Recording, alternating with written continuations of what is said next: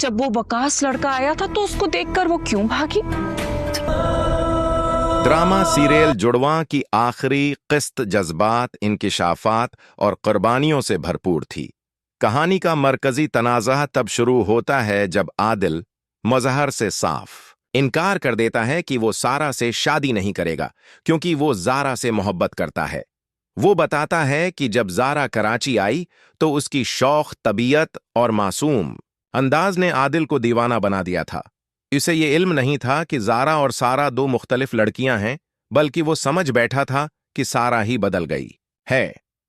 ये सुनकर शाजिया शदीद गुस्से में आ जाती है कि उसकी बेटी सारा बचपन से आदिल से मोहब्बत करती आई है और वो इस रिश्ते को कायम रखने के लिए मुंतसमाजत कर रही थी, जबकि आदिल ने आसानी से ज़ारा का नाम लेकर सारा को नज़रअंदाज कर दिया। शाजिया कहती है कि वो अपनी दोनों बेटियों की शादी फरहाद के बेटे से नहीं कराना चाहती और फैसला करती है कि ज़ारा की शादी सरमद से और सारा की किसी और अच्छे खानदान में करेगी। जब ज़ारा से पूछा जाता है तो वो भी आदिल से मोहब्बत का इजहार करती है। ये बात सारा सुन लेती है और वो तड़प उठती है।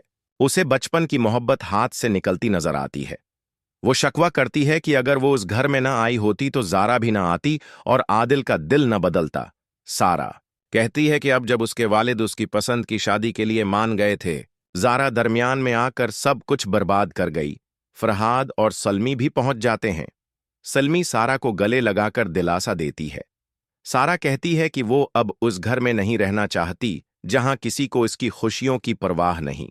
फरहाद हैरान है कि आदिल ने क्यों ज़ारा को चुना। फरहत, जो पहले से ही ज़ारा से हसद रखती थी, मौके का फायदा उठाकर सारा की हमायत करने लगती है। वो चाहती है कि ज़ारा कभी उस घर की बहू न बने, लेकिन आदिल दो टोक फैसला करता है कि वो सिर्फ ज़ारा से शादी करेगा क्योंकि दोनों एक दूसरे से सच्ची मोहब्बत करते हैं। सारा दिखी होकर कमरे में चली जाती है। सलमी उसे समझाती है कि जब आदिल उसे पसंद ही नहीं करता तो उसके लिए आंसू बहाना बेकार है। सारा दिल शकिस्ता होकर कहती है कि उसने हमेशा मोहब्बत को तरसा है और अब जब माँ और बहन मिली हैं तो बचपन की मोहब्बत छन गई है। शाजिया ये सब सुनती है और शर्मिंदा हो जाती है। वो मानती है कि उसने माँ होने के फर्ज में कोताही की और हमेशा इंतकाम की आग में जलती रही। सारा अब समझ चुकी है कि वो जबरदस्ती किसी की जिंदगी में शामिल नहीं हो सकती। वो खुद अपने वालिद मुज़्ज़ाहर के पास जाती है और कहती है कि वो ज़ारा और आदिल की शादी करवा दें क्योंकि वो एक दूसरे से मोहब्बत करते हैं। ज़हर भी जज्बाती होकर सारा से मुआफ़ी मांगता है कि वो बाप होकर कभी उसके करीब ना हो सका। शाजिया और ज़ारा भी सारा से मुआफ़ी मांगते हैं। सारा फैसला करती है कि वो सलमी के साथ घर छोड़ देगी। सलमी मुज़्ज़ाहर से इजाज़त मांगती है और सारा को लेकर चली जाती है।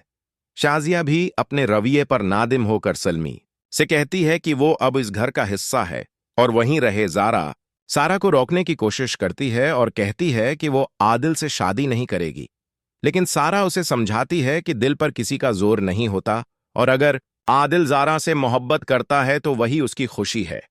सारा ने खुद मुज़्ज़ाहर से कह दिया है कि वो आदिल और ज़ारा की शादी करवाएं। आखिरकार आदिल और ज़ारा की शादी हो जाती है। सब खुश हैं। सरमद सारा के पास आता है और कहता है कि तुमने बड़ी कुर्बानी दी।